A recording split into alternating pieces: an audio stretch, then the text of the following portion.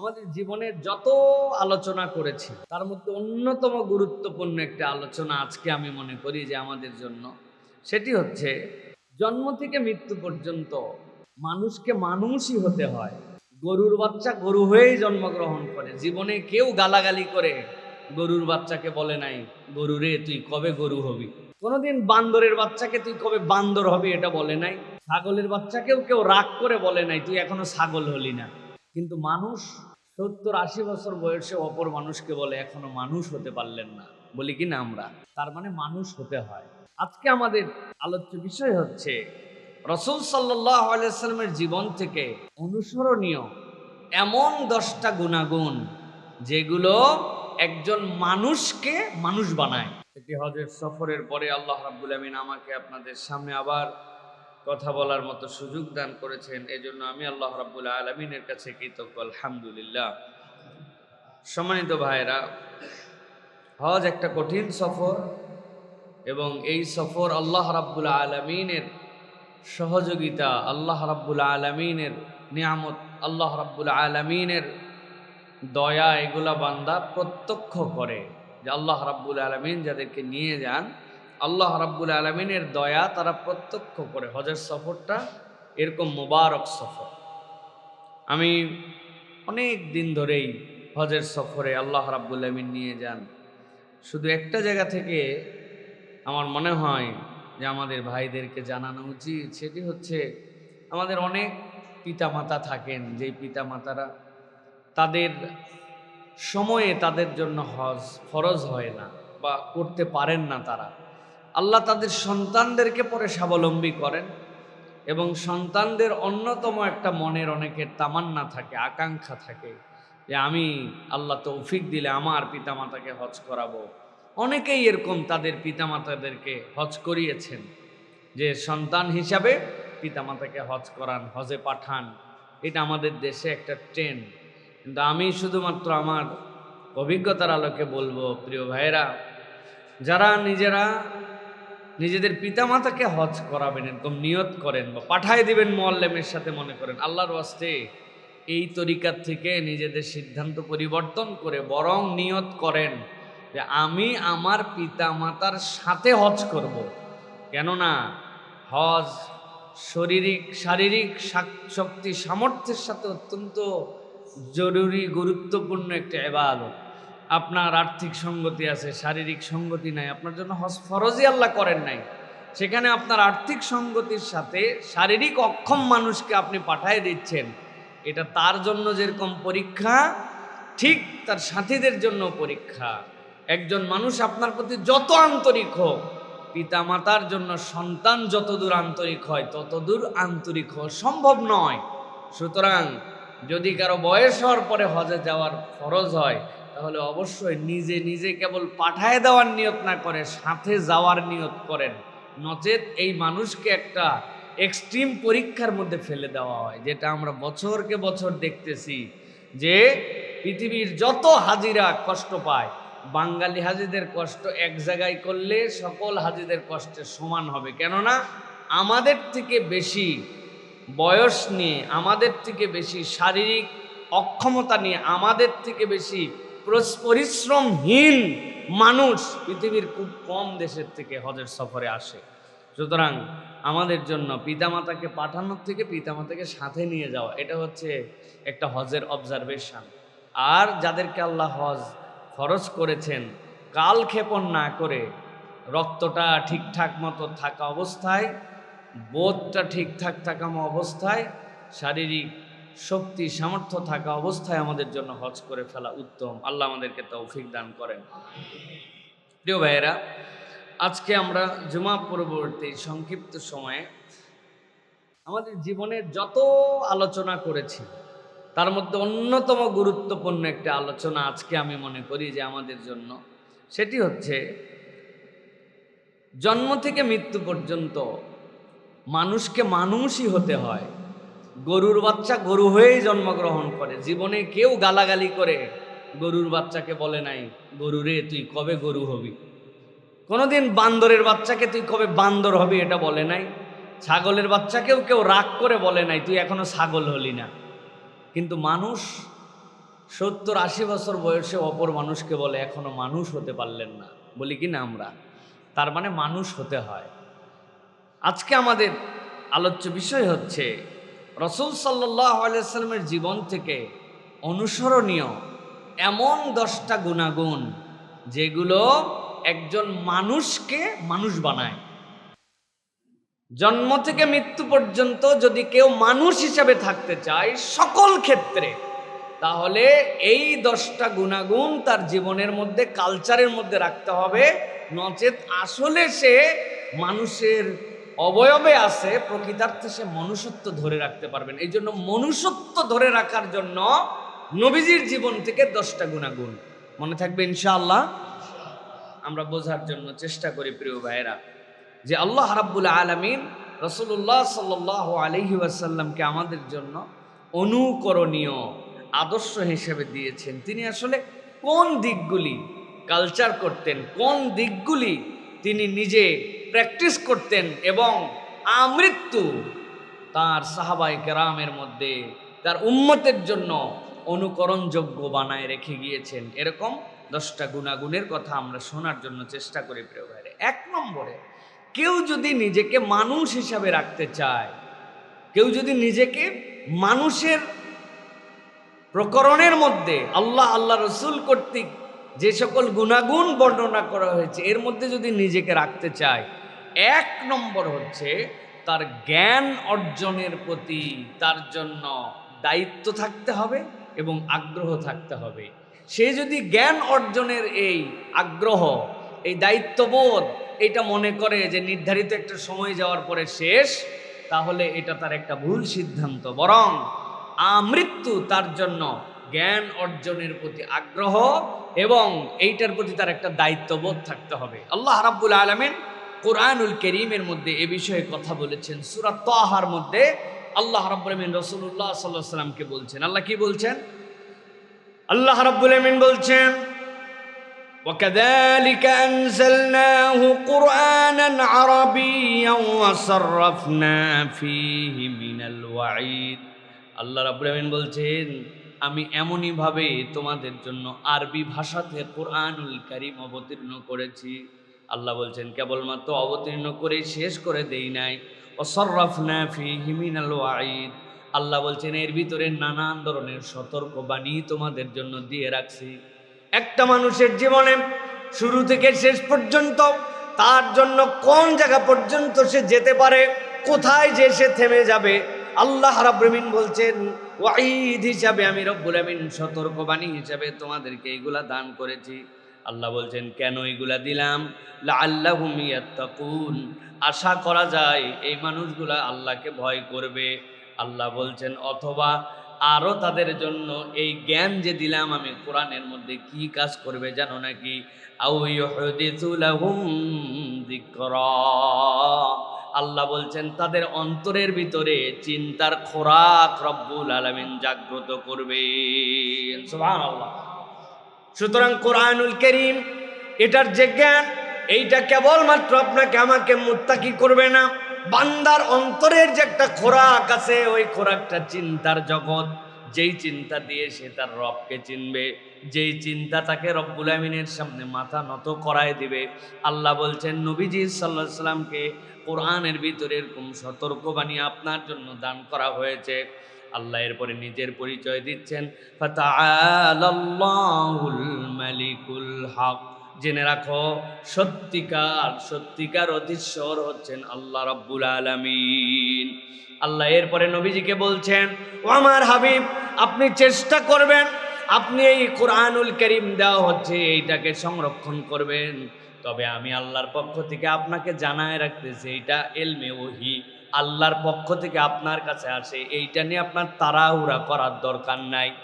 আল্লাহ রাব্বুল আমিন বলছেন ওয়ালা তাজআল বিল কুরআনি মিন ক্বাবলি আন ইউকদা ইলাইক। আল্লাহ রাব্বুল আমিন আপনার কাছে যে কোরআন দিচ্ছেন ওহী হিসাবে, এই ওহী আসার আগে আপনার এটা নিয়ে তাড়াহুড়া করার দরকার নাই, বরং আপনি আল্লাহ রাব্বুল আমিনের কাছে ফরিয়াদ করেন ওয়াকুর রব্বি জিদনি ইলমা, ও আমার রব আপনি আমার জ্ঞান বৃদ্ধি করে দেন। ঠান্ডা মাথায় চিন্তা করেন, আল্লাহ রাব্বুল আমিন নবীজি সাল্লাল্লাহু আলাইহি সাল্লামকে কোরআন দিলেন। আল্লাহ রাব্বুল আমিন স্বয়ং আল্লাহর নবীর জন্য মুআল্লিম। আল্লাহ রাব্বুল আমিন নবীজির কোনো ওস্তাদ রাখেন নাই, স্বয়ং আল্লাহ ওস্তাদ। কিন্তু আল্লাহ বলছেন যে কোরআন আপনাকে দিলাম, ওই কোরআনের মধ্যে সব কিছু আপনার জন্য আছে, চিন্তার খোরাক আছে, সতর্কবাণী আছে। তবে আপনি নবী হিসাবে আল্লাহর কাছে দোয়া করেন, রব্বি জিদনি ইলমা, ও আমার রব আপনি আমার জ্ঞানকে বৃদ্ধি করে দেন। এই আয়াত দলিল হিসাবে দুনিয়ার মানুষের কাছে প্রমাণ করে যেই ব্যক্তি জ্ঞানের সাথে সম্পৃক্ত থাকে সে আল্লাহর কাছে নৈকট্য ব্যক্তি বান্দা হয়। আর যার সাথে জ্ঞান অর্জনের সম্পর্ক নাই, কোরআনের সাথে সম্পর্ক নাই, দুনিয়ায় যত বড় জ্ঞানী হোক না কেন, কোরআনের জ্ঞানহীন ব্যক্তির আল্লাহ রাব্বুল আলামিনের কাছে কোনো দাম নাই। ঠিক কি না? আমরা এই দুনিয়াতেই দেখি অনেকে বড় বড় জ্ঞানী, বিরাট বিরাট পণ্ডিত, ডিগ্রিধারী অনেক ব্যক্তিকে আপনি দেখতে পাবেন যে এই ডিগ্রিধারী তারা এমন কথাবার্তা, এমন আচরণ, এমন ধরনের তাদের বক্তব্য যুক্তি উপস্থাপন করেন যেইগুলাতে সাধারণ মানুষ পর্যন্ত অনেক সময় তাদের এই আচার আচরণের কারণে তাদেরকে নিয়ে হাস্যরস করে। এই মানুষগুলোর এই অসারতার অন্যতম কারণ হচ্ছে এদের কাছে সব থাকলেও এদের কাছে দ্বীনের জ্ঞান নাই, এমনকি সালামটা পর্যন্ত শুদ্ধ করে বলতে পারে না, অথচ পড়ালেখায় বাম্পার আছে কি নাই? আল্লাহ রাব্বুল আলামিন এই জন্য বলছেন যে মূল জায়গাটা হচ্ছে মানুষ হিসেবে তুমি যদি নিজেকে আল্লাহ রাব্বুল আলামিনের কাছে গ্রহণযোগ্য করে নিতে চাও, তাহলে জ্ঞানের প্রতি আগ্রহ এবং এই জ্ঞানের প্রতি একটা দায়িত্ববোধ তোমার থাকা লাগবে। এই জন্য প্রিয় ভাইয়েরা, আমরা নিজেরা যেরকম কোরআনের জ্ঞানে জ্ঞানান্বিত হওয়ার চেষ্টা করব, সাথে সাথে আমাদের প্রজন্ম যারা তাদেরকে দ্বীনের জ্ঞান দিয়ে যাওয়ার জন্য চেষ্টা করতে হবে। তাদের হৃদয়ের মধ্যে একটা আলো ঢুকায় দিয়ে যাওয়ার জন্য চেষ্টা করতে হবে। এই আলো তো এমন আলো, যদি সাময়িকভাবে কেউ পথ হারা হয়েও যায়, কিন্তু ছোটবেলার থেকে তার দিলের মধ্যে, তার রুহের মধ্যে, তার অন্তরের মধ্যে যদি কোরআনের বেসিকটা ঢুকায় দেওয়া যায়, আল্লাহ কোনো না কোনো সময় এই আলো দিয়ে তাদেরকে আবার পথ দেখাবেন ইনশাআল্লাহ। এই জন্য প্রিয় ভাইয়েরা, আগামী প্রজন্মের প্রতি আমরা সতর্ক হই। আমরা আফসোস আর দুঃখের সাথে দেখতে পাই বাংলাদেশে বিভিন্ন সময় বিভিন্ন ধরনের কার্যক্রমের ক্ষেত্রে আমাদের বাচ্চা কাচ্চাদেরকে গিনিপিগ বানানো হয়। আমাদের বাচ্চারা যেন কালচার্ড হয়, আমাদের বাচ্চারা যেন স্বকীয় হয়, আমাদের বাচ্চারা যেন বিরাট বড় জ্ঞানী হয়। এই জন্য তাদেরকে গান শেখাতে হবে, তবলা শেখাতে হবে, গ্রুপে গ্রুপে ক্লাসের ভিতরে নাচ শেখাতে হবে, কত ধরনের জ্ঞান দেওয়ার চেষ্টা করা হয়। অথচ এই বাচ্চারা যেন নৈতিক হয়, আদর্শিক হয়, এই বাচ্চারা যেন পিতামাতার প্রতি কর্তব্যশীল হয়, সমাজের প্রতি দায়িত্ব বোধওয়ালা হয়, ভ্রাতৃত্ব বোধ সম্পন্ন হয়, নৈতিক মানুষ হয়, দুর্নীতিবাজ না হয়। এই জন্য যে পরীক্ষিত সত্য ধর্মীয় জ্ঞান দেওয়া লাগবে, এইটার ক্ষেত্রে আমাদের কোনো আগ্রহ নাই, এইটার আলাপও নাই। এই শিক্ষক নিয়োগ দেওয়ার কথা বললে তখন দেশের টাকার সংকট পড়ে, ঠিক কিনা? অথচ আপনি অবাক হয়ে যাবেন, আপনার আমার টাকায় যেইগুলো আমরা আমাদের যেই সরকারকে আমরা সাপোর্ট দেই, আমরা ওই টাকা দিয়ে আমাদের বাচ্চাদেরকে যা ইচ্ছা তাই শেখানোর জন্য বিভিন্ন ধরনের তারা প্রজেক্ট গ্রহণ করে। এক গভর্নমেন্ট চেষ্টা করে গেছিল, পারে নাই, এখন নতুন করে আবার তাদের মাথার ভূত আরেকজনের মাথার মধ্যে ট্রান্সফার করে দিছে। এইগুলো আর কিছু নয়, আমরা বুঝি বিভিন্ন ধরনের বিদেশি এজেন্ডা এবং ইসলাম এবং মুসলমানদের যে আদর্শিক আগ্রহ, এই আগ্রহ থেকে বিচ্যুতি ঘটানোর জন্য এক শ্রেণী আমাদের মাথার উপরে কাঁঠাল ভেঙে খেতে চায়, ঠিক কিনা? আমরা তাদের কাছে বলে দিতে চাই, কোনো দল, কোনো পার্টি, কোনো গোষ্ঠীর কাছে আমরা আমাদের মাথা বিক্রি করে দেই নাই। আপনারা করেই ফেলতে পারেন আপনাদের পাওয়ার দিয়ে, ক্ষমতা দিয়ে, দাপট দিয়ে, কিন্তু আমাদের যতদিন পর্যন্ত সক্ষমতা আছে আমরা এই সকল অনৈতিক বিষয়ের প্রতিবাদ করে যাব। বরং উল্টা আপনাদের কাছে বলতে চাই, আপনারা প্রমাণ করে নেন, আপনারা প্রমাণ করে নেন যারা ধর্মকে লালন করে, ধর্মীয় অনুশাসনকে ফলো করে, আল্লাহ রসুলের প্রতি শ্রদ্ধাশীল হয়, ছোট থেকে যাদের মধ্যে নৈতিক মূল্যবোধ শেখানো হয়, মানুষ বিভিন্ন গ্রেডেই খারাপ থাকে, এর পার্সেন্টেজ হিসাব করে দেখেন ধর্মীয় মূল্যবোধের মানুষেরা এখন পর্যন্ত নৈতিকতায় অনেক আগায় আছে, ঠিক কি না? দেশে যতগুলা বৃদ্ধাশ্রম আছে, দেশে যতগুলা বাপ মা দেখবেন অস্থির আছে, দেশে যতগুলা বৃদ্ধ হয়ে যাওয়ার পরে পিতামাতার সাথে সম্পর্ক ছেদ হয়ে গেছে, আপনি এর রেশিও খুঁজে দেখেন, এর মধ্যে কত পার্সেন্ট হাফেজ, কারি, ইমাম, আলেম, খতিব, মুয়াজ্জিন এরকম সন্তানদের বাপ মাকে তাদের অবস্থা যেরকমই হোক আপনি বৃদ্ধাশ্রমে খুঁজে পাবেন না। খারাপ ব্যবহারের হার থাকতে পারে, কিন্তু সেটার পার্সেন্টেজ জেনারেলের থেকে অনেক কম আপনি খুঁজে পাবেন। আপনি কোনো আলেম ওলামার বাপ মাকে এখন পর্যন্ত দেখবেন না যে মরার পরে 7 দিন তার খোঁজ খবর নেয়, এরকম খবর আপনি খুব কম খুঁজে পাবেন, ঠিক কি না? এটা প্রমাণ করে দৃষ্টান্ত হিসাবে যে নৈতিক শিক্ষার কোনো বিকল্প নাই, কোরআনের শিক্ষার কোনো বিকল্প নাই। আমার কথা নাই, আল্লাহ বলছেন ওয়াসাররাফনা ফীহি মিনাল ওয়াঈদ, সতর্ক বার্তা হিসেবে যা যা লাগবে আমি আল্লাহর মধ্যে ঢুকাই দিছি। আল্লাহর কথা ব্যর্থ হতে পারে না। ওই মানুষ কতটুকু গ্রহণ করেছে বা না করেছে এটা তার উপরে নির্ভর করবে, কিন্তু কেউ যদি গ্রহণ করে অবশ্যই আল্লাহ রাব্বুল আমিন তার মধ্যে একটা ঈমানি নূর দান করবেন, এটা তাকে গাইড করবে ইনশাআল্লাহ। এই জন্য আমি বলবো প্রিয় ভাইয়েরা, বাংলাদেশের যে শিক্ষা ব্যবস্থায় শিশু শ্রেণীতে আমরা জানি ইসলাম শিক্ষা নাম কাওয়াস্তে পড়ানো হয়, তাও পড়ায় কে? গণিতের স্যার পড়ায়, অনেক সময় অমুসলিম টিচার পর্যন্ত ধর্মীয় সাবজেক্ট পড়ায়। দেশের টাকা কোথার থেকে কোথায় চলে যায়, কিন্তু এরকম প্রত্যেকটা স্কুলে একজন করে আলেম শিক্ষক নিয়োগ দেওয়া দরকার, যারা বাচ্চাদেরকে কোরআন শিখাবে, নৈতিকতা শিখাবে, ধর্মীয় মূল্যবোধ শিখাবে। তিনি তার প্র্যাকটিসিং জীবন দিয়ে তাদেরকে ছোট থেকে গড়ে তোলার জন্য চেষ্টা করবেন। এটা দেশের জন্য অ্যাসেট হবে, এই টাকা ওয়েস্টেজ নয়, বরং আগামীর বাংলাদেশের জন্য এটা সম্পদ হিসাবে বিনির্মাণ হবে, ঠিক কি না? অনৈতিক মানুষ দিয়ে কি ক্ষতি হতে পারে এটা তো আমরা দেখেছি। সুতরাং আমরা দাবি করব, আমরা পরামর্শ দিব যে দয়া করে হঠকারী সিদ্ধান্ত না নিয়া যেই সিদ্ধান্তে দেশ যাতে উপকৃত হয় এরকম সিদ্ধান্ত আমাদেরকে নিতে হবে। আল্লাহ যেন বুঝার তৌফিক দান করেন। তাহলে 1 নম্বর জ্ঞান অর্জনের প্রতি আগ্রহ এবং দায়িত্ববোধ।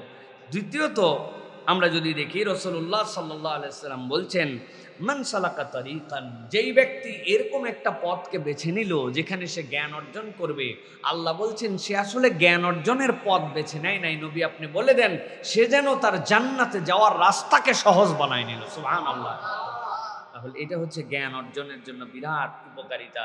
সাহাবায়ে কেরাম বলতেন নবী আকরাম সাল্লাল্লাহু আলাইহি ওয়াসাল্লাম আল্লাহর কাছে দোয়া করেছেন, আল্লাহুম্মা আনফা'নি বিমা আল্লামতানি ওয়া আল্লিমনি মা ইয়ানফাউনি ওয়া জিদনি ইলমা। আল্লাহ আপনি আমাকে উপকারী জ্ঞান দান করেন, যেই জ্ঞানটা আমাকে দিবেন সেটা দিয়ে আমাকে উপকার দেন, আর আল্লাহ আপনি আমার জ্ঞানকে বৃদ্ধি করে দেন। সুবহানাল্লাহি ওয়া বিহামদিহি। সুতরাং রাসূলুল্লাহ সাল্লাল্লাহু আলাইহি ওয়াসাল্লাম জ্ঞানের গুরুত্ব দিয়েছেন। বদরের যুদ্ধের কথা কে না জানে, যারা ইসলামকে মিটিয়ে দিতে এসেছিল, সিদ্ধান্ত হলো এরপরে যে এই বন্দীদেরকে আমরা হত্যা করব না। এটা মশওয়ারার ভিত্তিতে হওয়ার কারণে আল্লাহ রাব্বুল আমিন মাফ করে দিলেন। মূলত আল্লাহরও সিদ্ধান্ত ছিল এই ঝামেলা মুক্ত করে দাও, কিন্তু রাসূলুল্লাহ সাল্লাল্লাহু আলাইহি ওয়াসাল্লাম দয়াদ্রতার কারণে পরামর্শ করে বলেন কি কি পদ্ধতিতে এদের মুক্তিপণ দেওয়া হবে। এর মধ্যে একটা পদ্ধতি ছিল যে এরা যদি মদিনার 10 জন নিরক্ষরকে সাক্ষরতা জ্ঞান দিয়ে দিতে পারে, পড়ালেখা শেখাই দিতে পারে, এর বিনিময়েও যারা মুহাম্মদ সাল্লাল্লাহু আলাইহি ওয়াসাল্লামকে হত্যা করতে আসছিল তাদেরকে মুক্ত করে দেওয়া হবে। সুবহানাল্লাহ। আপনি ইলমের ক্ষেত্রে, জ্ঞানের ক্ষেত্রে এর থেকে বেশি আগ্রহী আর কোনো মানব এই পৃথিবী সৃষ্টি হওয়ার পর আর পাবেন না, যেটা মুহাম্মদুর রাসূলুল্লাহ সাল্লাল্লাহু আলাইহি ওয়াসাল্লাম আপনার আমার জন্য নজির দেখাই দিয়ে গেছেন। জ্ঞান শেখানোর জন্য আল্লাহ রাসূল সাল্লাল্লাহু আলাইহি সাল্লাম মানুষকে প্রেরণ করতেন। মুসআব ইবনে উমাইর নবী করিম সাল্লাল্লাহু আলাইহি সাল্লাম আসার আগে মদিনায় আসছিলেন, ঝাঁকে ঝাঁকে মানুষের মধ্যে দ্বীন দান করে দিয়েছিলেন। আল্লাহ রাসূল সাল্লাল্লাহু আলাইহি সাল্লাম জ্ঞানের দূতকে প্রেরণ করতেন। সুতরাং মানুষ যদি মানুষ হিসেবে টিকে থাকতে চায় তার মধ্যে জ্ঞানের আগ্রহ, চর্চা, দায়িত্ববোধ এটার সাথে একটা সম্পৃক্ত থাকতে হবে। আপনাকে যে কোনোভাবে আপনার সাথে সম্পৃক্ত থাকবেন, আল্লাহ রাব্বুল আমিন আপনার মানবতাকে বিকাশ করে দিবেন। এটা তাহলে 1 নম্বর গুণাগুণ প্রিয় ভাইয়েরা। 2 নম্বরে কোনো মানুষ যদি নিজেকে মানুষ হিসেবে টিকায় রাখতে চায়, আল্লাহ এবং আল্লাহ রসুলের পক্ষ থেকে ওই মানুষের দ্বিতীয় গুণাগুণ হচ্ছে দয়া এবং সহমর্মিতা। যেই ব্যক্তির ভিতরে দয়া থাকবে না, যেই ব্যক্তির ভিতরে সহমর্মিতা থাকবে না, ওই ব্যক্তির মধ্যে মূলত মনুষ্যত্ব থাকবে না, আল্লাহ রাব্বুল আলামিন সূরা আম্বিয়ার মধ্যে 105 নম্বর আয়াত থেকে বলতে শুরু করেছেন। আল্লাহ বলছেন, ওয়ালাকাদ কাতাবনা ফিজ জাবুরি মিন বাদির যিকরি আন্নাল আরদা ইয়ারিসুহা ইবাদিয়াস সালিহুন। আল্লাহ বলছেন, আমি উপদেশ দেওয়ার পরে জবুরের ভিতরে, দাউদের কিতাবের ভিতরে লিখে দিলাম দুনিয়ার শেষ পরিণতি কি হবে। দুনিয়ার শেষ পরিণতি হচ্ছে এই দুনিয়ার ওয়ারিস, এই দুনিয়ার মিরাজ নামা, এই দুনিয়ার উত্তরাধিকার আল্লাহ খারাপ মানুষের হাতে রাখবেন না। আল্লাহ বলছেন কিছু সময় যদি খারাপের কাছেও যায়, আল্লাহ বলছেন আমার সৎ কর্মপরায়ণ বান্দাগণই এই দুনিয়ার উত্তরাধিকার হবে। সুবহানাল্লাহ। এরপরে আল্লাহ রাব্বুল আলামিন বলছেন, ইন্না ফি হাযা লাবালাগাল লিকওমিন আবিদিন। আল্লাহ বলছেন এই যে তোমাদের জন্য কথাটা বললাম, এর মধ্যে পর্যাপ্ত পরিমাণে বিষয়বস্তু আছে ইবাদতকারী সম্প্রদায়ের জন্য। মুফাসসিররা ব্যাখ্যা করছেন আল্লাহ রাব্বুল আলামিন কেন এই কথা বললেন। দুনিয়ার মানুষ কেবলমাত্র কালাম পড়ে, আল্লাহর কিতাব পড়ে কেবল আল্লাহর জন্য যে ইবাদত করবে এরকম নয়, বরং দুনিয়ার এমন নিদর্শন আছে সে যদি সেইগুলার দিকে তাকায় তাহলে ওই ব্যক্তির মাথাটা অটোমেটিক অবনমিত হয়ে যাবে। সুবহানাল্লাহ। আল্লাহ রাব্বুল আলামিন এরপরে আমাদের নবীর ব্যাপারে বলছেন, আমি আমার হাবিবকে তোমাদের জন্য প্রেরণ করলাম কি হিসেবে জানো নাকি? আল্লাহ বলছেন, ওয়ামা আরসালনাকা ইল্লা রাহমাতাল লিল আলামিন। জগৎ সমূহের জন্য মুহাম্মাদুর রাসূলুল্লাহ তোমাদের কাছে পয়গম্বর হিসেবে এসেছেন, তিনি হচ্ছেন রহমত। সুবহানাল্লাহ। এই জন্য আল্লাহ রাব্বুল আলামিন রাসূলুল্লাহ সাল্লাল্লাহু আলাইহি সাল্লামকে দিয়ে দুনিয়ার মানুষের কাছে এই বার্তা পৌঁছায় দিতে চান, দুনিয়ার মানুষ তোমরা যদি মনুষ্যত্ব ধরে রাখতে চাও, একজন ব্যক্তি যদি আরেকজনের প্রতি দয়াদ্র না হও, আসমানওয়ালার দয়া তোমরা পাবা না। এই জন্য মানুষের বেসিক মনুষ্যত্ব হচ্ছে সে দয়াদ্র হবে, মানুষের প্রতি সে দয়াশীল আচরণ করবে। মানুষ হিসাবে আমাদেরকে যদি টিকে থাকতে হয় তাহলে দয়াদ্রতা আমাদের ভূষণ হবে। আমার মনটা সফট, আমি আল্লাহ রাব্বুল আলামিনের দিকে তাকায়া আমার হালটা, আমার তবিয়তটা, আমার ফিতরাতটা দয়ার সাথে সম্পৃক্ত করেছি। এটাই হচ্ছে মানবতা, এটাই হচ্ছে মনুষ্যত্ব। এর বাহিরে যদি মানুষ যায় তাহলে মানুষ হিসাবে সে দেখা যাবে, কিন্তু আসলে প্রকৃতার্থে সে মানুষ হতে পারবে না। পুরা পৃথিবীর দিকে যদি আমরা তাকাই তাহলে দেখব আমরা এখন ক্রুয়েলিটি, এইটা হচ্ছে দুনিয়ার তবিয়ত হয়ে গেছে। মানুষের প্রতি মানুষের দয়া, সহমর্মিতা, ভালোবাসা, এইগুলোর থেকে আমরা বেরিয়ে গেছি। আমরা অনেক সময় মনে করি যে এটা ধারণ করতেছি, কিন্তু আল্লাহ রাসূল সাল্লাল্লাহু আলাইহি ওয়াসাল্লাম কতগুলো প্র্যাকটিক্যাল কাজ আমাদের জন্য দিয়ে গিয়েছিলেন, সেইগুলো আমরা করি কিনা একটু বিচার বিশ্লেষণ করতে হবে। দয়ার প্যাটার্ন আল্লাহ নবী সাল্লাল্লাহু আলাইহি ওয়াসাল্লাম আপনার আমার জন্য বলে গেছেন। আপনি কি অসুস্থ রোগী দেখতে যান? অসুস্থের প্রতি আপনার কোনো টান আছে কিনা? নাকি আপনি শুধু শুধু বলেন আমি খুব কাইন্ড হার্ট ম্যান, খুবই দয়াদ্র আমি মানুষ, কিন্তু অসুস্থ রোগী আপনি দেখতে যান না। সেটা আপনার নিকটাত্মীয় হোক আর দূর আত্মীয় হোক, আপনার খুব পরিচিত হোক আর অপরিচিত হোক, আপনি যদি এটা না করেন তাহলে আপনি ফেক, মুখে মুখে কেবল বলেন, আপনি তাহলে দয়াদ্র হতে পারেন না। 2 নম্বরে, আপনি কি অপরের আরোগ্য কামনা করেন কিনা? যে মানুষের জন্য আরোগ্য কামনা করে, খালি আমার শরীর ভালো থাক, আমার বাচ্চা সুস্থ থাক, নাকি আমাদেরটা সুস্থ থাক, এই কামনা আপনার দিল থেকে আসে কিনা? 3 নম্বরে, আপনি কি মানুষের হেদায়েতের জন্য আপনার কোনো পরিশ্রম আছে কিনা? এটা অনেক বড় দয়ার বিষয়। রাসূল সাল্লাল্লাহু আলাইহি ওয়াসাল্লাম এক ইহুদিকে দেখতে গেছেন, যাওয়ার পরে তার খোঁজ খবর নিয়ে আল্লাহর কাছে দোয়া করছেন যে আল্লাহ এই ইহুদিকে তুমি হেদায়েত দিয়ে দাও। তাকেও বলছেন তুমি যদি হেদায়েতের উপর মৃত্যুবরণ করতে পারো তোমার পরকাল সাকসেস। আল্লাহ নবীর এই দয়াদ্রতা, এই ইহুদিকে দেখতে যাওয়া, এই ভালোবাসার কারণে ওই ইহুদি ঈমান গ্রহণ করে ঈমানের উপর মৃত্যুবরণ করছে। সুবহানাল্লাহ। তা আমার দিলের মধ্যে এই টান আছে কিনা যে কোন মানুষটা গাফেল হয়ে গেছে, কোন মানুষটা আল্লাহর দিন থেকে সরে গেছে, তার জন্য আমার প্রচেষ্টা কি? আমার এইগুলা দেখার সময় নেই ভাই, দূরু ভাই, নিজে বাঁচলে বাপের নাম, এই প্রক্রিয়ার মধ্যে আমি আছি। আর আমি বলতেছি আমি খুব কাইন্ড ম্যান, আমি খুবই দয়াদ্র, নরম দিলের, রহম দিলের মানুষ। আপনি প্রমাণ দিতে পারেন নাই প্রিয় ভাইয়েরা। সুতরাং আপনাকে যদি পরিপূর্ণ মানুষ হতে হয়, তাহলে দয়া এবং সহমর্মিতা এইটার উপরে আপনাকে থাকতে হবে। 3 নম্বরে যেটা, সেটা হচ্ছে পরিচ্ছন্নতা এবং ইসলামী স্বাস্থ্যবিধি মেনে আপনাকে চলা। সারাটা জীবন আপনাকে পরিচ্ছন্নতার উপরে থাকতে হবে। আল্লাহ রাব্বুল আমিন বলছেন, ওয়ায়াসআলুনাকা আনিল মাহিদ কুল হুয়া আযান ফাতাজিলুন নিসা ফিল মাহিদ। আল্লাহ বলছেন একদম নিচু থেকে উপর পর্যন্ত সব জায়গার পবিত্রতার বিধান আল্লাহ দিলেন। কোন ধর্ম যে বিষয়ে আলোচনা করে নাই সেই বিষয়ে আলোচনা করছেন। আল্লাহ রাব্বুল আমিন বলছেন মেয়েদের যে প্রত্যেক মাসে তাদের যে অসুস্থতা হয় এইটার ব্যাপারে আপনার কাছে জিজ্ঞাসা করে তারা, ঘটনাটা কি? ইহুদিদের এক ধরনের চিন্তা ছিল, নাসারাদের এক ধরনের চিন্তা ছিল। আল্লাহ বলছেন এইটার দ্বারা কোনো মানুষ মানবিকভাবে অপবিত্র হয়ে যায় না। যদিও বিষয়টা অপবিত্র, আপনি বলে দেন এইটা তাদের জন্য একটা অসুস্থতার সময়, তবে জেনে রাখো তোমাদের জন্য দায়িত্ব হচ্ছে এই মানুষগুলার হালতটা অসুস্থতার জন্য হলেও এই মানুষগুলা কিন্তু বেসিকভাবে মানবীয়ভাবে অপবিত্র হয়ে যায় না। আল্লাহ রাব্বুল আমিন বলছেন তবে দায়িত্ব হচ্ছে ওয়ালা তাকরাবু হাত্তা ইয়াতহুরনা ফাইযা তাতাহহারনা, যখন তারা অপবিত্র অবস্থায় থাকবে তখন তোমরা তাদের সাথে একত্রিত হও না। যখন তারা আবার পবিত্র হয়ে যায় ফাতুহুন্না মিন হাইসু আমারাকুমুল্লাহ, আল্লাহ যেভাবে তোমাদের জন্য নির্দেশ দিয়েছেন এরপরে তোমরা তাদের সাথে সেইভাবে সময় যাপন করতে পারো। আল্লাহ বলছেন ইন্নাল্লাহা ইউহিব্বুত তাওয়াবিনা ওয়া ইউহিব্বুল মুতাতাহহিরিন। আল্লাহ তওবাকারীকেও পছন্দ করেন, আল্লাহ রাব্বুল আমিন পবিত্রতাকেও পছন্দ করেন। সূরা বাকারা 222 নম্বর আয়াত কারিমার মধ্যে আল্লাহ রাব্বুল আমিন ডিটেইল করেছেন।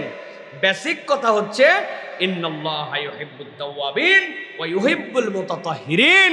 আল্লাহ রাব্বুল আমিন তওবাকারীকে পছন্দ করেন, মুতাতাহহিরকে আল্লাহ রাব্বুল আমিন পছন্দ করেন। প্রিয় ভাইরা, আমরা যদি ইসলামের হালাল হারামের বিধানও দেখি, খাওয়ার ক্ষেত্রে দেখবেন আল্লাহ রাব্বুল আলামিন আপনার আমার জন্য বলেছেন যে কুলু হালালান তাইয়্যিব, তোমরা কেবল হালালই নয় বরং তোমরা তাইয়্যিব করে খাও। সুবহানাল্লাহি ওয়া বিহামদিহি। কোরআনে খাবার সাথে 2টা শব্দ জড়িত আছে, একটা আজকা আর একটা হচ্ছে তাইয়্যিব।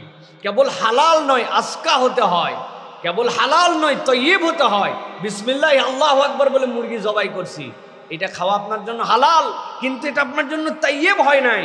এটা উত্তম পদ্ধতিতে রান্না করা, এইটাকে পরিষ্কার পরিচ্ছন্ন করা, ধোয়া, যেটা আপনার স্বাস্থ্য উপযুক্ত সেইটা আপনার গ্রহণ করা, এটার নাম হচ্ছে তাইয়্যিব। ইসলাম আপনাকে দিক নির্দেশনা দিয়েছে। আরেকটা কি? খাদ্যের সাথে আজকা, তোমার যেটা আত্মশুদ্ধির সাথে লাগে এই রকম খাদ্য তোমার জীবনে লাগবে। সেটা কি? সেটার ক্ষেত্রে অনেক ব্যাখ্যা আছে। একটা ব্যাখ্যা হচ্ছে প্রসেসিং ফুড, যত মানুষ বেশি খাবে তত বেশি তার মধ্যে স্বভাব বিকৃত হয়ে যাবে, বরং ন্যাচারাল ফুড বান্দা যত বেশি খাবে এইটার সাথে বান্দার তবিয়তের সাথে সম্পৃক্ত থাকবে। এখন দেখবেন মানুষ খালি মিষ্টি খোঁজে। ও ভাই, আপনি তো রসগোল্লা খাবেন মিষ্টির দোকান থেকে, আপনি আমড়ার মধ্যেও মিষ্টি খুঁজেন, পেঁপের মধ্যেও মিষ্টি খুঁজেন, বড়ইয়ের মধ্যেও মিষ্টি খুঁজে, স্বয়ং তেঁতুলের মধ্যেও মিষ্টি খুঁজে। কি কথা ঠিক কিনা ভাই? মিষ্টি মরিচ খোঁজে বান্দা। কি কোন জায়গায় আমরা গেছি ভাই? আপনি খেয়াল করে দেখবেন সব সিডলেস, কোনো কিছুর মধ্যে সিড নেই। কিরে ভাই, আল্লাহ সৃষ্টি করলেন এর মধ্যে সিড দিয়া, যে ওর বীজ থেকে আপনি বীজ পাবেন, এখন সব সিডলেস আপনার জন্য সিডলেস বানায় দিয়েছে, মানে বীজই ছাড়া সব হওয়া লাগবে আপনার। আপনি কেমনে এটা চাইলেন? এটা আজকা তো আম না। মানুষের যে ফিতরাত চেঞ্জ হয়ে যাচ্ছে, মানুষ ভিন্ন রকম আচার আচরণ করতেছে, এর অন্যতম কারণ হচ্ছে এই খাদ্যগুলার ন্যাচারালিটি নষ্ট করে এইগুলাকে কৃত্রিমভাবে আমরা আমাদের কাছে উপস্থাপন করছি। এই জন্য এইগুলার রুহানিয়াত নাই, এই খাদ্যের মধ্যে কোনো রুহানিয়াত নাই। আপনি দেখবেন আর খুঁজে পাওয়া যায় না ভাই। আগে খাদ্যের সিজন ছিল, ঠিক কিনা? এখন কোনো সিজন আছে ভাই? সিজন নাই জন্য স্বাদ নাই। কপি 12 মাস পাওয়া যায়, ওরে সুবহানাল্লাহ। টমেটো 12 মাস পাওয়া যায়, আপনার যখন চাই তখন পাওয়া যায়। আমি এই জন্য অনেক চিন্তা ভাবনা করে বলছি, একটা ফলের প্রতি আল্লাহ এখন পর্যন্ত দয়া করছে। এই একটা ফল কেবল মাত্র 12 মাস পাওয়া যায় না। আল্লাহ যেন এদের মাথায় কোনো গবেষণার থেকে এটা যেন আল্লাহ না আনে, যে অন্তত লিচুটারে যেন 12 মাস না বানায়। পাকিস্তানিরা নাকি একটা ডায়লগ দেয় যে যৌবন আর হচ্ছে পুরুষত্ব আর লিচু, এটা কোনো সময় অপেক্ষা করে না, এটা নির্ধারিত সময় চলে যায়, এটা থেকে যায়। তো এই একটা ফল এখন পর্যন্ত কিভাবে যেন টিকে আছে, কোন দিন জানি শুনবেন যে 12 মাসে পাওয়া শুরু হয়ে গেছে। এইটা আল্লাহ যেন হেফাজত করেন লিচুকে। প্রিয় ভাইয়েরা, এইটার কারণ কি? আপনি এই যে আমাদের স্বাদ উঠে গেছে, খাবার মধ্যে থেকে আজকা এই জিনিসটা দূর হয়ে গেছে। এই জন্য প্রিয় ভাইয়েরা, ইমানদারের টার্গেট থাকবে যে সে যেটাই গ্রহণ করবে এটা পরিচ্ছন্ন হবে, এটা তয়্যিব হবে। ইমানদার খালি হালাল খুঁজবেন, ইমানদার তয়্যিবের সাথে সম্পৃক্ত হবে। সুবহানাল্লাহ। এই জন্য আমি দোকানদারদের কাছে একটা পরামর্শের কথা বলি, যারা খাদ্যের বিজনেস করেন, দেখবেন বরকত হয় না, বলে এত ব্যবসা করি এত টাকা রাখতে পারলাম না। অধিকাংশ দোকানে মানুষকে খাওয়ানোর ক্ষেত্রে তারা তাইয়েবের কালচার করেন না, তারা পাক সাফ পবিত্রতার কথা চিন্তা করেন না। যেটার মধ্যে পাক সাফ থাকবে না, যেটা মানুষ খাচ্ছে, এটা আপনার কখনো বরকতের কারণ হতে পারে না। কেউ দেখতেছে না, আপনি দেখতেছেন। যেটা আপনি নিজে খাবেন না, আপনার সন্তানকে খাওয়াবেন না, ওই খাবার আপনি মানুষকে খাওয়ায় দিচ্ছেন। এক গামলা ময়লা পানি, আপনি কল্পনা করেন তাহলে চোখ বন্ধ করে, যে মানুষ খাচ্ছে ওইটার মধ্যে আপনি প্লেট ধুচ্ছেন, প্লেটে দেখা যাচ্ছে প্লেট পরিষ্কার হয়ে যাচ্ছে, তেল উঠে গেছে, চর্বি উঠে গেছে, কিন্তু এক গামলার মধ্যে 100 জনের প্লেট আপনি ধুয়া আপনি সার্ভ করে দিচ্ছেন, মানুষ না বুঝে খেয়ে নিচ্ছে। আপনার কি মনে হচ্ছে এটা তাইয়েব হচ্ছে? আপনি কেমনে বরকত প্রত্যাশা করেন? কেউ দেখতেছে না। আপনি আপনার গা ঘেমে গেছে, যে ঘামটা অপরের জন্য অরুচিকর, আপনি আপনার রুটিওয়ালাকে দিয়ে রুটি বেলাচ্ছেন, সে কপালের ঘামের কম করে মুছে আবার আটা ওইখান থেকে তুলে সে রুটি বেলতেছে। বরকতটা আপনার কোত্থেকে আসবে প্রিয় ভাইরা? একবার কল্পনা করেন যে আপনি কত অরুচিকর ভাবে মানুষকে এই খাদ্য খাওয়াচ্ছেন। আপনি কল্পনা করেন আপনি বিষ দিচ্ছেন, যে বিষ দেওয়ার পরে নির্ধারিত সময় সেটাকে অপেক্ষা করাতে হবে, তারপরে মানুষকে দিতে হবে। মানুষের একটা পরিপাকতন্ত্র আছে, আল্লাহর সৃষ্টি একটা সিস্টেম আছে। আপনি কোনো কিচ্ছু মানতেছেন না, কেবল আপনার ব্যবসায়িক স্বার্থের দিকে তাকায়া, প্রফিটের দিকে তাকায়া ডাইরেক্ট বিষ দিয়ে ডাইরেক্ট তুলে মানুষের কাছে আপনি পৌঁছায় দিচ্ছেন। এটার দ্বারা আমাদের ভবিষ্যৎ প্রজন্ম পঙ্গু হয়ে যাচ্ছে। এমন হেভি মেটাল আপনি ওর মধ্যে দিচ্ছেন যেটা মানব স্বাস্থ্য নিতে পারে না। আপনি মনে করতেছেন বাহ বাবা, এইটা করে আবার নামাজের আজান হওয়া মাত্র আপনি 60 করে এসে মসজিদে দাঁড়ায় যাচ্ছেন, জাকাত হিসাব করে আপনি পয়সা আদায় করে দিচ্ছেন, বছরকে বছর আপনি হজে চলে যাচ্ছেন, মসজিদ বিনির্মাণে আপনি টাকা দিচ্ছেন। কিন্তু আপনার উৎস কি? মানুষকে মরণযোগ্য খাবার, বিষাক্ত খাবার, হারাম খাবার, নাপাক জিনিস, ওই ব্যবসা দিয়া আপনি মানুষকে ধ্বংস করে দিচ্ছেন। ধ্বংস করে দিয়ে আপনি এই কাজ করতেছেন, মনে করতেছেন আল্লাহ রাব্বুল আমিনের কাছে কাটাকাটির খেলা, তাই না? কাটাকাটির খেলা আছে না আমাদের? চুরি করা গরু কুরবানি দিছিল, চুরি করা গুনাহ, কুরবানি করা সওয়াব, গোস্ত খাওয়া ফাও। উনি এরকম মনে করতেছে ইবাদত বন্দেগী সবই আছে, মানুষকে হারাম খাওয়ায় দিচ্ছে আমি। কাহিনী কিন্তু এত সহজ নয় প্রিয় ভাইরা। এই জন্য আল্লাহ রাব্বুল আমিন আপনার আমার জন্য দায়িত্ব দিচ্ছেন, ইন্নাল্লাহা ইউহিব্বুত তাওয়াবিন ওয়া ইউহিব্বুল মুতাতাহহিরিন। আল্লাহ মুতাতাহহির, যেই ব্যক্তি পবিত্র, তাকে পছন্দ করেন। আপনি যে কাজ করতেছেন, আকাম কুকাম করতেছেন, ওইটা আপনার পবিত্রতার মধ্যে যাচ্ছে না। এই বাংলাদেশে আগামী প্রজন্ম শেষ হয়ে যাবে, আমাদের বাচ্চা কাচ্চা শেষ হয়ে যাবে। এক প্রজন্ম যে আপনি আর কোনো সুস্থ লোক খুঁজে পাবেন না, ইতিমধ্যেই পাওয়া যাচ্ছে না। আপনি হাজার হাজার লোকের মধ্যে জিজ্ঞাসা করে দেখেন, ভাই আপনার কি কোনো রোগ বালায় আছে? একটা লোক বুকে হাত দিয়ে সাহস করে বলতে পারবে না আমার কোনো সমস্যা নাই। বলতে পারবে ভাই? যেই লোক এই কথা বলবে ওই লোকের হয়তো বা ব্রেনের ডিস্টার্ব হয়ে গেছে, ওই জন্য এই কথা বলতেছে, না বুঝে যে আমার কোনো সমস্যা নাই, বুঝবেন যে ওর ব্রেনে কোনো ঝামেলা।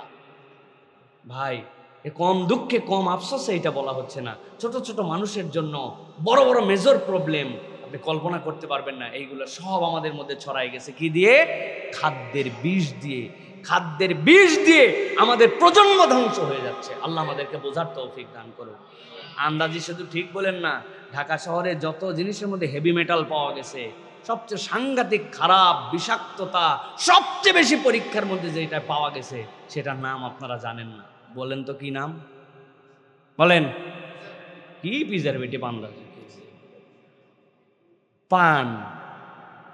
পান চেনেন? এর থেকে বেশি বিষাক্ত মেটাল কোনো কিছুর মধ্যে পাওয়া যায় না। ডাইরেক্ট সকাল 7টার সময় স্প্রে করার পরে 8টা থেকে উঠাতে শুরু করে, 11টার মধ্যে প্যাকেট করে এরপরে পাঠায় দেয়। এই পান আপনি আমি নিয়ে আসার পরে দোকানদার ধোয় কি না ধোয়া, ধুলেই কি বাড়ায় কিনা, আমি ডাইরেক্ট মুখ দিয়ে চিবাইয়া আমার জারক রস হিসাবে আমার জিহ্বা দিয়া আমার এই গাল দিয়ে গ্রন্থি দিয়ে আমরা গ্রহণ করতেছি। এত ডেঞ্জারাস জিনিস এইগুলোর মধ্যে ঢুকাই দেওয়া হয়েছে। একদম লেট নাইটে স্প্রে করে তারপরে তরমুজ আপনার কাছে পাঠায় দেওয়া হয়।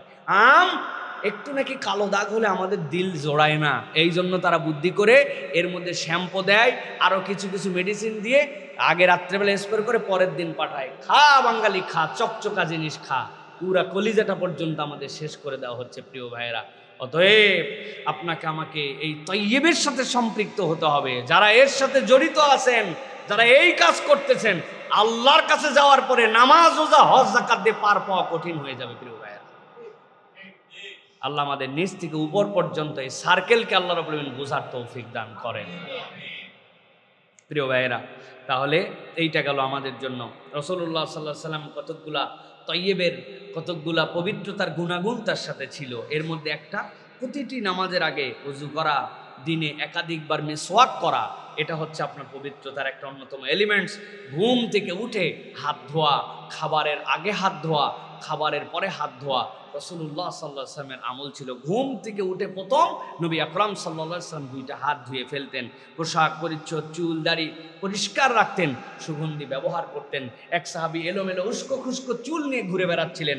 নবীজি ডেকে বললেন, তোমার কপালে কি একটা চিরুনি জোটে না, যে তুমি এরকম করে এলোমেলো করে ঘুরে বেড়াও? এটা কেমন তোমার আচরণ? রাসূল আরবি সাল্লাল্লাহু আলাইহি ওয়াসাল্লাম আভ্যন্তরীণ এবং বাহ্যিক উভয় পবিত্রতার ক্ষেত্রে রাসূলুল্লাহ সাল্লাল্লাহু আলাইহি ওয়াসাল্লাম আপনার আমার জন্য অনুপম আদর্শ ছিলেন। এটা গেল 3 নম্বর, দীর্ঘ হয়ে যাচ্ছে।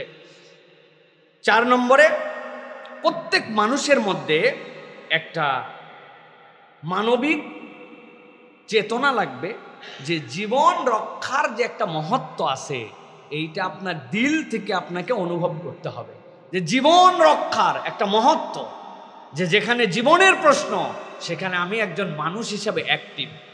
আল্লাহ রাব্বুল আলামিন সূরা মায়েদার মধ্যে বলতেছেন, দুনিয়ার মানুষ, কিয়ামত পর্যন্ত তোমাদের জন্য জানালাম, মিন আজলি যালিকা কাতাবনা আলা বানি ইসরাঈল আন্নাহু মান কাতালা নাফসান বিগাইরি নাফসিন আও ফাসাদিন ফিল আরদি ফাকান্নামা কাতালান নাস জামিআ।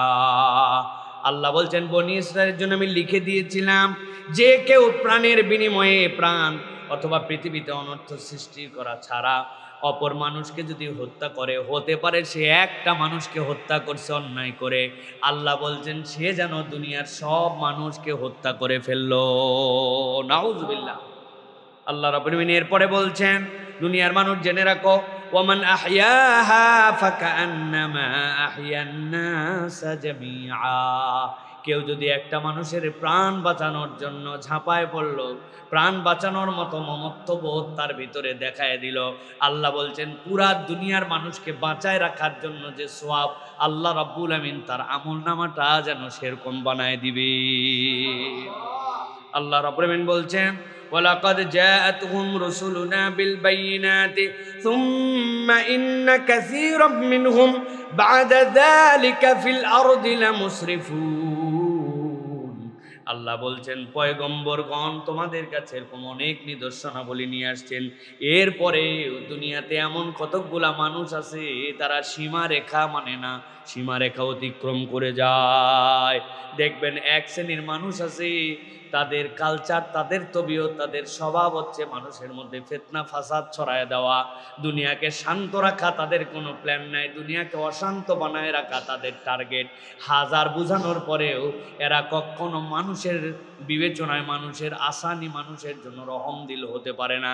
আল্লাহ বলছেন এরা মানুষের কাতারে নয়, দেখতে মানুষ হলেও এরা নরপশুর থেকেও নিচে, ঠিক কিনা প্রিয় ভাইয়েরা?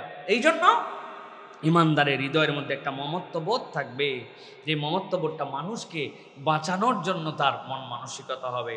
রাসূলুল্লাহ সাল্লাল্লাহু আলাইহি সাল্লাম এক নারীকে যুদ্ধে আহত দেখলেন, দেখার পরে তার ট্রিটমেন্ট করার জন্য বললেন যে তাকে চিকিৎসা করাও। রাসূলুল্লাহ সাল্লাল্লাহু আলাইহি সাল্লাম রোগীদেরকে চিকিৎসা করতে বলতেন, রোগীদেরকে চিকিৎসা করো, এবং যে যে বিষয়ে পারদর্শী তার কাছে আল্লাহর নবী পাঠাতেন। আপনারা জানেন না, চোখ উঠে গেছে। আল্লাহ নবী সাল্লাল্লাহু আলাইহি সাল্লাম হাত দিয়ে থুতু লাগাই দিয়েছেন, চোখ ঠিক হয়ে গেছে। এই ঘটনা আপনারা শোনেন নাই? রাসূলুল্লাহ সাল্লাল্লাহু আলাইহি সাল্লামের মুজিজা ছিল এইগুলি। কিন্তু এক লোক এসে বলছে, ইয়া রাসূলুল্লাহ, আমার হচ্ছে বুকের ব্যথা, সদর বুকের প্রবলেম আমার। নবী করিম সাল্লাল্লাহু আলাইহি ওয়াসাল্লাম তাকে এক ইহুদির কাছে পাঠাইছেন, যাও তুমি ইহুদির কাছে ট্রিটমেন্ট নাও, ও বক্ষ ব্যাধি বিশেষজ্ঞ। রাসূলুল্লাহ সাল্লাল্লাহু আলাইহি ওয়াসাল্লাম তাকে পাঠিয়ে দিয়েছেন যে তার কাছ থেকে ট্রিটমেন্ট নাও।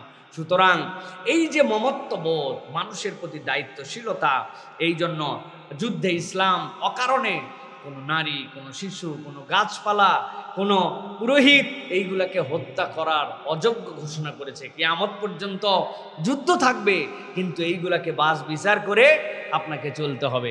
আর আধুনিক যুদ্ধ কি? যুদ্ধ শুরুর আগে স্কুলে বোম্বিং করে, যুদ্ধ শুরুর আগে যারা নিরপরাধ আবাসিক এলাকা সেইগুলোর মধ্যে আগে মারি আতঙ্ক ছড়ায়। কথা কি বাস্তব কিনা প্রিয় ভাইয়েরা? তাহলে ইসলাম আপনাকে বলছে আপনি মানুষ হতে পারবেন না জীবন রক্ষার মহত্ব যদি আপনার মধ্যে না থাকে। এইটা আমাদের মধ্যে রাখতে হবে প্রিয় ভাইরা। প্রত্যেকের দিলের মধ্যে অকারণে একটি প্রাণকে আমি ঝরাই দেব বিনা কারণে, এটা আপনার মধ্যে থাকবে না। এরপরে 5 নম্বরে যেটা আমাদের লাগবে সেটা হচ্ছে ধৈর্য এবং আত্মসংযম, প্যাশন যেটা বলে, যে আমাদের ধৈর্য এবং আত্মসংযম আমাদের জন্য লাগবে। ধৈর্য না থাকলে তার কাছে আসলে কিছুই নাই। আল্লাহ কোরআনুল কারীমের সূরা নাহালের মধ্যে সুস্পষ্ট দিক নির্দেশনা দিয়েছেন। 127 নম্বর আয়াতের মধ্যে আল্লাহ রাব্বুল আলামিন বলেছেন, ওয়াসবির ওয়ামা সাবরুকা ইল্লা বিল্লাহ ওয়ালা তাহজান আলাইহিম ওয়ালা তাকু ফি যায়কিম মিম্মা ইয়ামকুরুন। আল্লাহ রাব্বুল আলামিন বলছেন যে তোমাদের জন্য আল্লাহ রাব্বুল আলামিন দায়িত্ব দিলেন, ওয়াসবির, ও আমার হাবিব আপনি সবর করেন। আল্লাহ রাব্বুল আলামিন ব্যতীত নয়, আল্লাহ রাব্বুল আলামিন ব্যতীত আপনার এই ধৈর্যের রিওয়ার্ড কেউ দিবেন। আপনি দুঃখ করবেন না তাদের জন্য যারা চক্রান্ত করে। এই চক্রান্তকারীদের জন্য আপনি মন খারাপ করার কোনো কারণ নাই, বরং আপনি সবর করেন, আল্লাহ এর উত্তম বিনিময় আপনাকে দান করবেন। সুবহানাল্লাহ। এই জন্য প্রিয় ভাইয়েরা, অনেক সময় আমরা অধৈর্য হয়ে যাই। এই সবরের ক্ষেত্রে আগেও আপনাদেরকে বলেছি, সবরের 2টা লেয়ার আছে। একটা হচ্ছে সবরুল উলিয়া, একটা সবরের সুগরা। সবরের সুগরা কি? অসুস্থ হয়েছি, আলহামদুলিল্লাহ, আল্লাহ রোগ দিছে, ভালো হবেই। এই চাকরি বাকরি একটু পাচ্ছি না, চেষ্টা করতেছি, দেখি আল্লাহ রিজিকের মালিক, এইটা বলে সবর করি আমরা। এটা একটা সবর। কিন্তু সবরের আর একটা টপ লেয়ার আছে, আল্লাহর হুদুদের উপরে আপনি এটা অতিক্রম করে কখনো যান না। হাজার কঠিন পরিবেশ পরিস্থিতি তৈরি হয়েছে, একটু মিথ্যা বললেই সিস্টেম হয়ে যেত, কিন্তু আপনি চিন্তা করছেন না না, আল্লাহ তো এটা বলতে বলেন নাই, অতএব আমি সবর করে গেলাম যে আমি এই জায়গায় মিথ্যার সাথে সম্পৃক্ত হলাম না, হারামের সাথে সম্পৃক্ত হলাম না। আল্লাহর হুদুদকে আপনি সর্বোচ্চ লেভেলে আপনি মেনে নিছেন। লোকজন পাম্পট্টি দিয়ে বলছে, দাড়ি রাখলে তোরে কেমন লাগে দেখতে, বয়স হয় না এখনো। আর আপনি দেখতেছেন যে আপনার বয়স পার হয়ে যাচ্ছে, কিন্তু আপনার মুখে এখন পর্যন্ত দাড়ি জ্বালাইলো না। আছে না এরকম লোকজন প্রিয় ভাইরা? কি জন্য বলেন তো? এটা জাস্ট আত্মার সাথে সম্পৃক্ত। আল্লাহ রাব্বুল আলামিনের অথচ যায় দেখেন উনি রোগের প্রতি অত বেশি টেনশন নেয় না, রোগ বালাই আসলে ওইটার উপর সবর করে থাকে, কিন্তু এইটার উপর তার সবর নাই। হ্যাঁ, এই জায়গাতে তিনি সবর নিতে পারতেছেন না। 2 বান্ধবী মিলে পাম্পট্টি মারছে। আরে প্রত্যেক দিন বিয়ে শাদী কি মানুষের প্রত্যেক দিন হয় নাকি? যে সাজগুজ দিছি সে এখনো যদি বোরকা ঢাকায় দেন, তাহলে আবার বিয়ের মজা কি হলো? উনি পাম্পট্টি গিলে নিয়ে অন্য সময় পর্দাওয়ালা, আজকে হয়ে যাবে পর্দা। কিন্তু না, উনি বলছে সব জায়গাতে আমার এই পর্দা, আল্লাহ যে হুদুদ দিছে এটা অতিক্রম করবো না। এটা সবরুল উলিয়া। আল্লাহ এই জন্য নবীকে বলছেন, ওয়াসবির ওয়ামা সাবরুকা ইল্লা বিল্লাহ। আল্লাহর জন্য ছাড়া আর কারো জন্য সবর নয়। আপনি আল্লাহর জন্য সবর করেন, আল্লাহ এর বিনিময় আপনাকে দান করবেন। সুবহানাল্লাহ। অতএব প্রিয় ভাইরা, আমরা মানুষ হতে চাইলে আমাদেরকে সবর করতে হবে। প্রিয় ভাইরা, রাসূলুল্লাহ সাল্লাল্লাহু আলাইহি ওয়াসাল্লাম সবরের সর্বোচ্চ পরাকাষ্ঠা আমাদের সামনে উপস্থাপন করেছেন। তায়েফের ময়দানে আল্লাহ নবী সাল্লাল্লাহু আলাইহি ওয়াসাল্লামকে কি পরিমাণ মারা হয়েছে, নবী করিম সাল্লাল্লাহু আলাইহি ওয়াসাল্লাম তারপরেও তার উম্মতের জন্য বদদোয়া করেন নাই। আল্লাহ নবী সাল্লাল্লাহু আলাইহি ওয়াসাল্লামের এইটার বিনিময় কি হলো? এইটার বিনিময় হয়ে গেল পুরা আরব ইসলামের সুশীতল ছায়ায় চলে আসলো। পুরা তায়েফ আল্লাহ রাসূল সাল্লাল্লাহু আলাইহি ওয়াসাল্লামের কাছে তারা আত্মসমর্পণ করে ফেললো, তারা ঈমান এনে ফেললো। ধ্বংস দোয়া করে দিলে তো ধ্বংস হয়ে যেত। ইব্রাহিম আলাইহিস সালাম নবীজির সন্তান যখন ইন্তেকাল করেছেন, নবীজির চোখ দিয়ে পানি পড়ছিল, কিন্তু তিনি অধৈর্য হয়ে যান নাই। সাহাবায়ে কেরাম জিজ্ঞাসা করেছেন, আপনিও কাঁদছেন? বলে হ্যাঁ, এটা মায়া, এটার নামই ভালোবাসা। কিন্তু আল্লাহ নবী সাল্লাল্লাহু আলাইহি ওয়াসাল্লাম অধৈর্য হয়ে যান নাই। রাসূলুল্লাহ সাল্লাল্লাহু আলাইহি ওয়াসাল্লাম এগুলো আপনার আমার জন্য দেখিয়েছেন। যুদ্ধ, দুর্দশার সময়, কঠিন পরিস্থিতিতে আল্লাহ রাসূল সাল্লাল্লাহু আলাইহি ওয়াসাল্লাম ধৈর্য ধরতে বলেছেন এবং এটা আমাদেরকে শিখিয়েছেন। রাসূলুল্লাহ সাল্লাল্লাহু আলাইহি ওয়াসাল্লাম সেই গারে সওরের মধ্যে সেখানে বসেছিলেন। ইয হুমা ফিল গার ইয ইয়াকুলু লিসাহিবিহি লা তাহজান ইন্নাল্লাহা মা'ানা। আবু বকর বলছেন, ইয়া রাসূলুল্লাহ, শুধু একবার মাথা নিচু করলে আমি দেখে ফেলতে পারতাম যে এরা কারা কারা, সবাইকে চিনি, আমাদেরকে ধরেই ফেলছে ইয়া রাসূলুল্লাহ। আমি দীর্ঘ 22 বছর পর আবার এইবার জাবালে সওরের গারে সওরে উঠছি, অনেক কষ্ট। তারপরে মনে করলাম আরেকবার জীবনে বয়স হয়ে যাচ্ছে, আর উঠতে পারি কিনা ভবিষ্যতে। এই যে লাস্ট এইবার জাবালে সওরে আবার উঠছি, সুবহানাল্লাহি বিহামদি, মনে হয় আর দম চলবে না, এখনই শেষ হয়ে যাবে। আল্লাহ নবী সাল্লাল্লাহু আলাইহি ওয়াসাল্লাম সেই গুহার মধ্যে উঠলেন। গুহাটা ওই রকম অবিকৃতভাবে এখনো আছে। তার ভিতরে ঢুকলাম, ঢুকে বের হলাম, ফিলটা অন্যরকম হয়। উপর থেকে, উটের উপরে থাকলে দেখা যাবে না ভিতরে কে আছে, কিন্তু নিচে তাকালেই চিনে ফেলা যাবে যে কে আছে। আবু বকর রাদিয়াল্লাহু আনহু ভয় খাইছেন, আল্লাহ কোরআন অবতীর্ণ করছেন, ভয় করো না, তুমি তো একাই নও, আমরা দুইজনও নয়, এখানে আল্লাহ রাব্বুল আলামিন আছেন। সুবহানাল্লাহ। যে আল্লাহ জাবালে সওরের গারে সওরের মধ্যে ছিলেন, ওই আল্লাহ আপনার আমার জন্য আছেন। অথবা আল্লাহর উপর তাওয়াক্কুল করে আমাদেরকে সবসময় সবরের উপরে চলার জন্য চেষ্টা করতে হবে। 6 নম্বরে যেটা বলবো প্রিয় ভাইয়েরা, মানুষ হিসেবে যদি আমরা টিকে থাকতে চাই তাহলে সময়ের মূল্যায়ন করতে হবে। মানুষই কেবলমাত্র সময়ের মূল্যায়ন করতে পারে, আর কোনো প্রাণী জগতের মধ্যে অন্য কারো সময়ের মূল্যায়নের প্রয়োজনীয়তা তাদের নাই, যদিও তারা সময়ের মূল্যায়ন করে। প্রত্যেকটা পাখি সকালবেলা কিচিরমিচির করে ডাকতে ডাকতে খালি পেটে বেরিয়ে যায়, সন্ধ্যাবেলা এসে তারা ঘুমিয়ে পড়ে। তাদের নিয়ম এইটা। পৃথিবীর সকলের সিস্টেমের সার্কেল ঠিক আছে, কেবলমাত্র মানুষ, যাদের কাছে আল্লাহ রাব্বুল আলামিন এইটাকে মূল্যায়ন করার মতো তৌফিক দিয়েছেন, এই মানুষের হাতে কেবল সময়ের মূল্যায়ন নাই। নবী করিম সাল্লাল্লাহু আলাইহি সাল্লাম বলছেন, আন ইবনে আব্বাস রাদিয়াল্লাহু তাআলা আনহুমা ক্বালা ক্বালা রাসূলুল্লাহ সাল্লাল্লাহু আলাইহি ওয়াসাল্লাম নি'মাতানি মাকবুমুন ফীহিমা কাসীরুম মিনান নাস আস-সিহহাতু ওয়াল ফারাগ।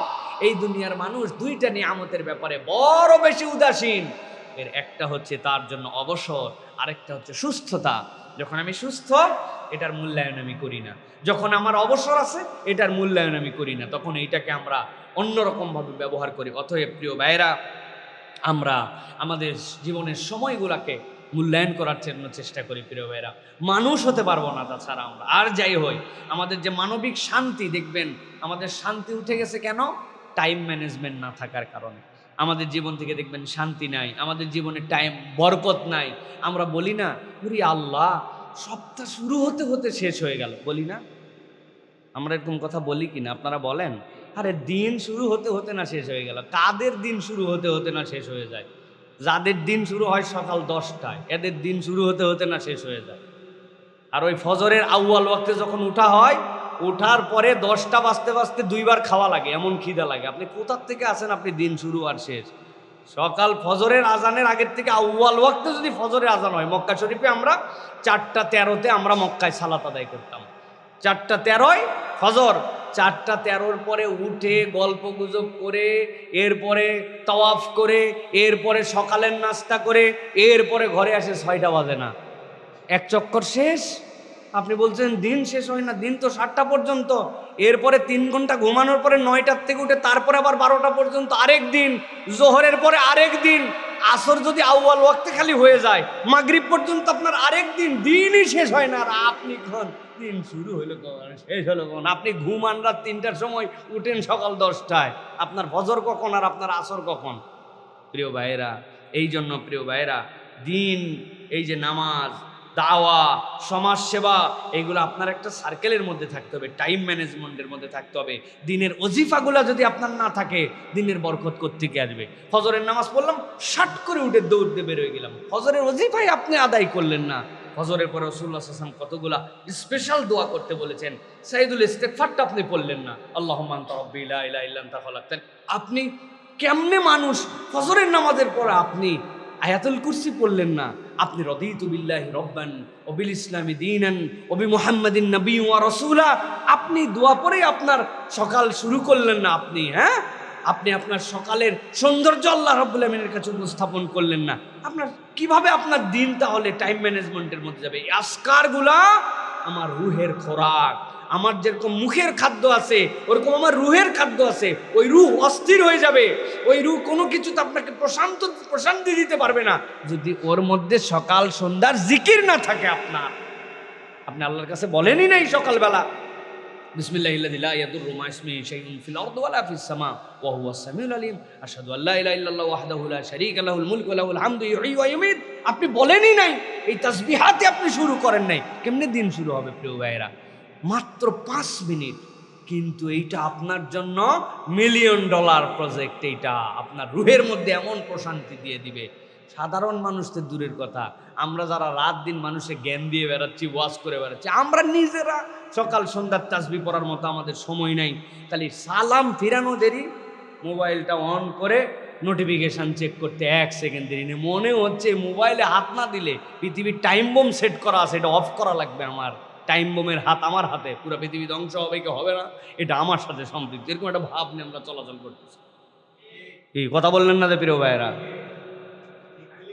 দয়া করে 2টা জিনিস করবেন। 2টা, সকালবেলা ঘুমের থেকে উঠে প্রথম মোবাইলে হাত দিবেন না। টাইম দেখা লাগলে ঘড়িতে দেখবেন, অতি দূরের সম্পর্ক রাখবেন। ফজর সকালবেলা ঘুমের থেকে উঠে খবরদার মোবাইল ধরবেন না। ফজরের নামাজে খবরদার মোবাইল সাথে নিয়ে যাবেন না, কোনো নামাজেই নিয়ে যাবেন না, বাড়িতে রেখে যাবেন। বাড়িতে এসে আবার মোবাইল ধরবেন। 3 দিন প্র্যাকটিস করে দেখেন। সকালবেলা উঠে আমি মোবাইল ধরি না, সালাত আদায় করি, আজকার আদায় করি, তারপরে ভিতরে পেরেশানি, আরে কি নোটিফিকেশনটা আছে রে, কারা কারা জানে আমার মেসেজ দিয়ে শুয়েছে। কেমনে আপনারা মেসেজ দিল? আপনি না 3টায় লাস্ট মেসেজ চেক করে শুয়েছেন।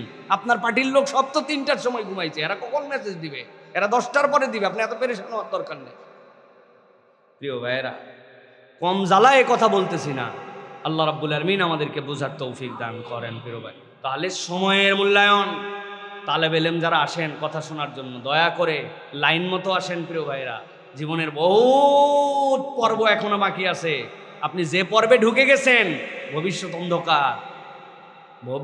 অন্ধকার হয়ে যাবে। এই পর্বের থেকে নিজ দায়িত্বে বের হয়ে আসেন।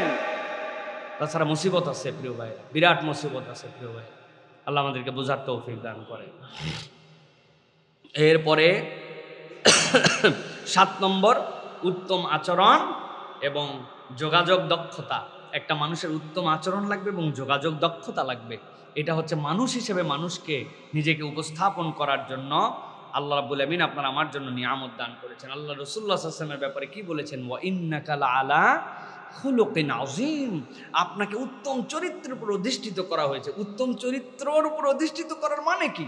রাসূলুল্লাহ সাল্লাল্লাহু আলাইহি ওয়াসাল্লাম মডেল, এমন একটা মডেল হিসেবে আল্লাহ তাকে উপস্থাপন করেছেন যে আমাদের সুন্দরের যাবতীয় মডেল হচ্ছেন মুহাম্মদুর রাসূলুল্লাহ সাল্লাল্লাহু আলাইহি ওয়াসাল্লাম। এই জন্য উত্তম আচরণ আমাদের জন্য খুব গুরুত্বপূর্ণ। নবী করিম সাল্লাল্লাহু আলাইহি সাল্লামের ব্যাপারে সাহাবায়ে কেরাম বলতেন যে নবী করিম লাম ইয়াকুনিন নবী সাল্লাল্লাহু আলাইহি ওয়াসাল্লাম ফাহিশান ওয়ালা মুতাফাহিশান। নবী করিম সাল্লাল্লাহু আলাইহি ওয়াসাল্লাম ফাহিশাগিরি করতেন না, ফাহিশা পছন্দও করতেন না, এর উপরে নবী করিম সাল্লাল্লাহু আলাইহি ওয়াসাল্লাম ছিলেনই না। ওয়া কানা ইয়াকুল, আর রাসূলুল্লাহ সাল্লাল্লাহু আলাইহি ওয়াসাল্লাম বলতেন ইন্না মিন খিয়ারিকুম আহসানুকুম আখলাকা। তোমাদের মধ্যে উত্তম সে যার চারিত্রিকভাবে উত্তম, যে চারিত্রিকভাবে উত্তম সেই তোমাদের মধ্যে সর্বোত্তম। সুবহানাল্লাহি ওয়া বিহামদি। এই জন্য প্রিয় ভাইরা, চারিত্রিক উৎকর্ষতা এটা ভেতর এবং বাহির দুটা একত্রিত হতে হয়। বাহিরে মানুষটা এত ফ্রেন্ডলি, মানুষজন বলে হাসি মুখ ছাড়া কথাই বলে না, বাপরে বাপ কি আচার ব্যবহার, কি মাইল্ড, কি বন্ধু বৎসল, কিন্তু উনি উনার বাড়িতে যাওয়ার পরে দাজ্জালুল ইসলাম আছে না এরকম, হ্যাঁ, ইন্টারন্যাশনাল দাজ্জাল। উনার স্ত্রীর সাথে উনি খারাপ ব্যবহার করে, উনি ভিতরে যাওয়ার পরে একদম কটুবাক্য ছাড়া কথা বলে না, গালাগালি উনার তবিয়ত। এই ধরনের কিছু কুৎসিত চরিত্রের মানুষ আপনি দেখতে পাবেন প্রিয় ভাইয়েরা। এই জন্য আমাদেরকে ভেতর এবং বাহির এই 2 জায়গাতেই আমাদেরকে উত্তম আদর্শ উপস্থাপন করতে হবে। আমরা আল্লাহ রাব্বুল আলামিনের কাছে উপস্থাপিত হতে পারবো না। উত্তম আদর্শ আপনার মধ্যে আছে, এটা প্রমাণ কি? রাসূলুল্লাহ সাল্লাল্লাহু আলাইহি ওয়াসাল্লামের জীবন থেকে কতগুলো জিনিস আপনার জীবন লাগবে। নবীজি ছোট বাচ্চা কাচ্চার সাথে খেলতেন। মদিনার শিশুদের এরকম এক্সেস ছিল, আহা কি মানুষ ছিলেন রাসূলুল্লাহ সাল্লাল্লাহু আলাইহি ওয়াসাল্লাম।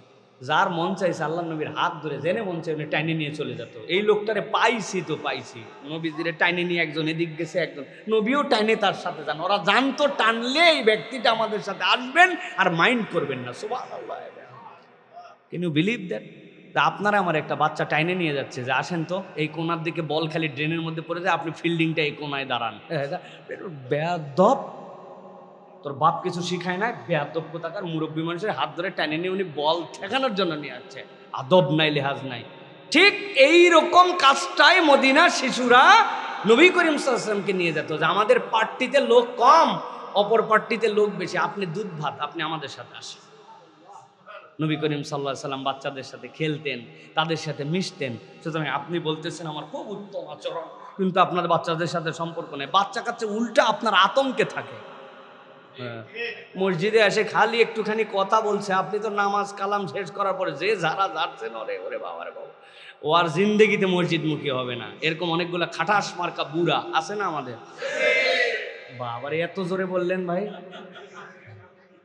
আহা, এইটা কোনো চরিত্র হতে পারে না প্রিয় ভাইয়েরা।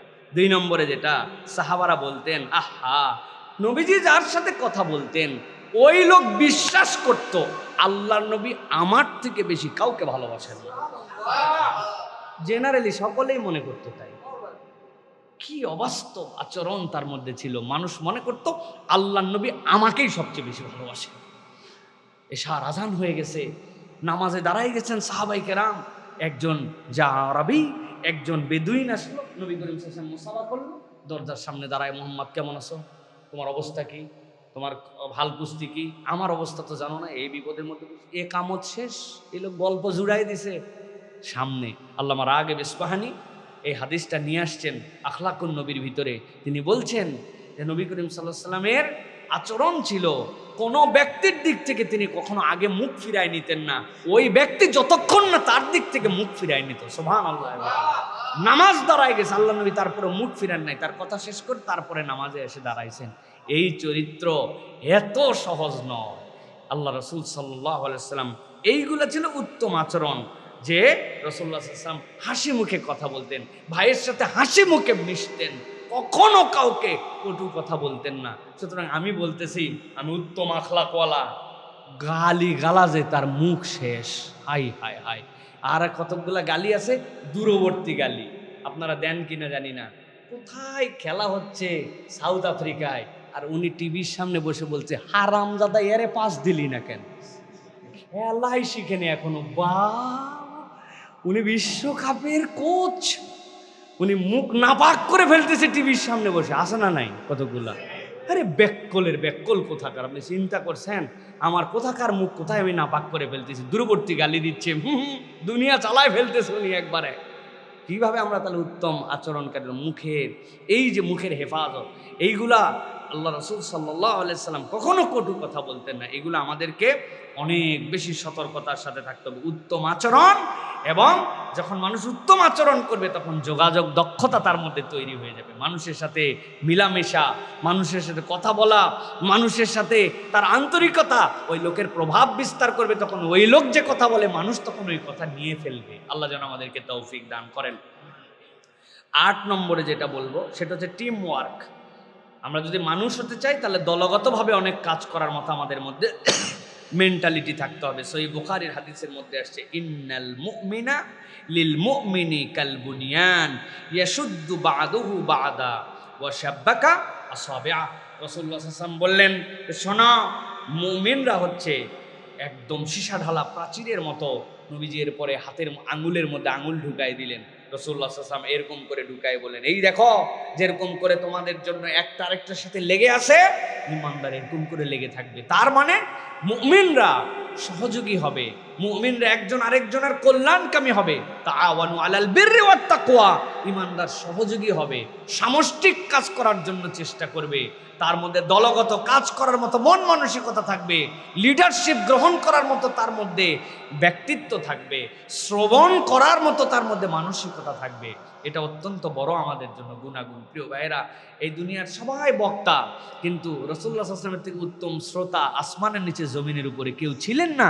আমরা বক্তা হওয়ার জন্য অনেক প্র্যাকটিস করি, কিন্তু শ্রোতা হওয়াও একটা যে গুণাগুণ, এটা নবী করিম সাল্লাল্লাহু আলাইহি ওয়াসাল্লাম দেখাই দিয়ে গিয়েছিলেন। প্রিয় ভাইরা, আনুগত্য কেমন করে করতে হয় এটাও নবী করিম সাল্লাল্লাহু আলাইহি ওয়াসাল্লাম দেখাই দিয়ে গেছেন। যিনি আসমান থেকে ওহী আসে, ওমা ইয়ানতিকু আনিল হাওয়া ইন হুয়া ইল্লা ওয়াহয়ুন ইউহা, ওই ব্যক্তি সাহাবায়ে কেরামের সাথে পরামর্শ করেছেন, তিনি বলেছেন আমি আমার পারস্য অঞ্চলে দেখেছি বড় যুদ্ধের ক্ষেত্রে এরকম পরীক্ষা খনন করা হয়, তাদেরকে প্রোটেক্ট করার জন্য আক্রমণই করতে হয় না, ঢুকতে দেওয়া হয় না। রাসূলুল্লাহ সাল্লাল্লাহু আলাইহি ওয়াসাল্লাম আল্লাহর নবী খন্দকের যুদ্ধে একজন সাহাবীর পরামর্শ মেনে নিয়েছেন। তিনি বলেন নাই ওরে ভাই তোমাদের এলাকা মাটির এলাকা ছিল, কাটা সহজ, আমাদেরগুলা পাথর, কোন জায়গার বুদ্ধি তুমি কারে দিতে আসছো, এরকম কথা বলছেন নবীজি। তাহলে আনুগত্যের ক্ষেত্রে আল্লাহ নবী সাল্লাল্লাহু আলাইহি ওয়াসাল্লাম দেখাই দিয়ে গিয়েছেন যে দলগতভাবে করলে সব কাজ করা সম্ভব। আমাদের কোনো দলীয় প্রজেক্ট নাই, আমাদের কোনো দলগত কাজ করার কোনো মানসিকতা আমাদের মধ্যে নাই। প্রিয় ভাইরা, এইগুলো আমাদের জন্য খুব বেশি মুসলিম উম্মার মধ্যে যে ইম্প্যাক্টফুল কাজ, এই ইম্প্যাক্টফুল কাজগুলা আমাদের মধ্যে থেকে চলে যাচ্ছে। এই জন্য মানুষ হতে হলে টিম ওয়ার্ক আমাদের জন্য দরকার। প্রিয় ভাইরা, মসজিদ নববীর জন্য আল্লাহ নবী নিজের কাঁধে করে কাঠ বহন করেছেন, পাথর বহন করেছেন। সাহাবায়ে কেরামকে কেবল ডিউটি দিয়ে শেষ করে দেন নাই। রাসূলুল্লাহ সাল্লাল্লাহু আলাইহি ওয়াসাল্লাম যুদ্ধের কৌশল গ্রহণ করার সময় সাহাবায়ে কেরামের পরামর্শ গ্রহণ করতেন। উহুদের ঘটনা আপনারা কম বেশি জানেন। ইয়াং সাহাবীদের জন্য কিন্তু বাহিরে যেতে হয়েছিল, আল্লাহ নবীও চান নাই বাহিরে যেয়ে যুদ্ধ করবেন, কিন্তু সাহাবায়ে কেরাম বলছে বদরে এদেরকে হাড্ডি হালাল করে দিছি আমরা, আর আমরা উহুদে যদি মনে করি যে ভিতরে থেকে যুদ্ধ করবে, এরা মনে করবে যে ভয় পেয়ে গেছে, ইয়া নবী আল্লাহ বাহিরে যেয়ে মারতে হবে। পরামর্শের ভিত্তিতে কিন্তু আল্লাহ নবী বাহিরে গেছেন। আসলে কিন্তু সিদ্ধান্ত ছিল ভিতরে থাকা। মুসলমানরা প্রাথমিকভাবে বিপর্যস্ত হয়েছে, কিন্তু মশওয়ারা করে গেছেন, আল্লাহ নবী সেটা মেনে নিছেন। এই যে আমাদের মেন্টালিটি, এটা বিরাট বড় শিক্ষা আমাদেরকে দেয়। মুসলমানদের পিছিয়ে পড়ার অন্যতম কারণ টিম ওয়ার্ক নাই। এই টিম ওয়ার্ক আমাদের জন্য দরকার। প্রিয় ভাইরা, 9 নম্বর যেটা বলবো সেটা হচ্ছে আমাদের জন্য আমানতদারিতা, ইন্টিগ্রিটি আমাদের জন্য, যে আমানতদারিতা, ট্রাস্ট, এইটা আমাদের জন্য খুব বেশি দরকার। আল্লাহ রাব্বুল আমিন কোরআনুল কারীমের মধ্যে বলছেন, ইন্নাল্লাহা ইয়ামুরুকুম আন তুআদ্দুল আমানাতি ইলা আহলিহা ওয়া ইযা হাকামতুম বাইনান নাসি আন তাহকুমু বিল আদল ইন্নাল্লাহা নি'ম্মা ইয়া'iযুকুম বিহি ইন্নাল্লাহা কানা সামিআম বাসীরা। আল্লাহ রাব্বুল আমিন বলছেন, আমি তোমাদের জন্য নির্দেশ দিচ্ছি তোমরা যেন প্রাপ্য আমানত যেইগুলা প্রাপকের কাছে তোমরা পৌঁছায় দিবা। আমার হাবিব সাল্লাল্লাহু আলাইহি সাল্লাম দুনিয়ার সবচেয়ে বড় আমানতদারিতার নজির স্থাপন করেছেন। আল্লাহ নবী আমানতদার, এইটা সস্তা কোনো ডায়লগ কেবল ছিল না। মক্কার লোক যখন সিদ্ধান্ত নিয়েছে মুহাম্মাদুর রাসূলুল্লাহকে শেষ করে দিবে, 11টা গোত্র থেকে 11 জন লোক তলোয়ার নিয়ে হাজির। ওই যে হিজরতের রাত্রে আল্লাহ নবী সাল্লাল্লাহু আলাইহি ওয়াসাল্লামের সামনে আল্লাহ নবীকে আল্লাহ রাব্বুল আমিন নির্দেশ দিয়ে দিলেন, ওয়াজআলনা মিন বাইনি আইদিহিম সাদ্দাও ওয়া মিন খালফিহিম সাদ্দা ফাগশাইনাহুম ফাহুম লা ইউবসিরুন। আপনি ছিটায় দেন, সামনে পিছনে কিচ্ছু দেখতে পাবে না, তারা আপনাকে সেভ করার দায়িত্ব আমার। আল্লাহ রাব্বুল আলামিনের নবী ডাক দিলেন সাইয়েদনা আলী রাদিয়াল্লাহু তাআলা আনহুকে। সকলেই জানি আমরা। আলীকে বললেন, তুমি আমার বিছানায় থেকে যাও। কি জন্য? যে মরলে তুই আলী মর, এই জন্য না? আল্লাহ নবী সাল্লাল্লাহু আলাইহি সাল্লামের সাহাবীও জানতেন আল্লাহ নবী কখনো অন্যের জীবনকে ঝুঁকির মধ্যে ফেলে দিবেন না। আমার জন্য আল্লাহ বাঁচার রাস্তা অবশ্যই রেখেছেন। আমি এখানে শুয়ে গেলাম কেন? ইতিহাসবিদরা ব্যাখ্যা করতেছেন, মক্কার লোক যখন আল্লাহ নবীকে হত্যা করার সিদ্ধান্ত পর্যন্ত নিয়েছে, 11টা গোত্র যখন এক হয়েছে, বনি হাশেমের সাথে যদি ঝামেলা বাঁধে তাহলে কেউ যেন একাই না ফেঁসে যায়, সকলের নামে যেন ব্লেম আসে। কিন্তু ওই মানুষগুলা যারা আল্লাহ নবীকে হত্যা করবে জানে, ওই মানুষগুলা নিজের বউরে বিশ্বাস করতে পারে নাই, বাপরে বিশ্বাস করতে পারে নাই, গোত্রপতিরে বিশ্বাস করতে পারে নাই। ওরা জানে নবীরে হত্যা করবে, তারপরেও তাদের আমানতগুলা ফেরত নেয় নাই। ব্যবসার টাকা নবীর কাছে, স্বর্ণালঙ্কার নবীর কাছে, তাদের সিরিয়ায় যাওয়ার আগে যেই সম্পদ লাগবে ওইগুলো আল্লাহ নবীর কাছে গাঁটটি বেঁধে বেঁধে রেখে দিয়েছে। মানুষটাকে মারতে চায়, তারপরেও তার কাছে আমানতদারিতার কোনো অনিশ্চয়তা তাদের নাই। সুবহানাল্লাহ। এই ছিলেন মুহাম্মাদুর রাসূলুল্লাহ সাল্লাল্লাহু আলাইহি ওয়াসাল্লাম, এমন আমানতদার। আল্লাহ এই জন্য বলছেন, ইন্নাল্লাহা ইয়ামুরুকুম আন তুআদ্দুল আমানাতি ইলা আহলিহা وإذا حكمتم بين الناس أن تحكموا بالعدل إن الله نعم ما يعظكم به إن الله كان سميعا بصيرا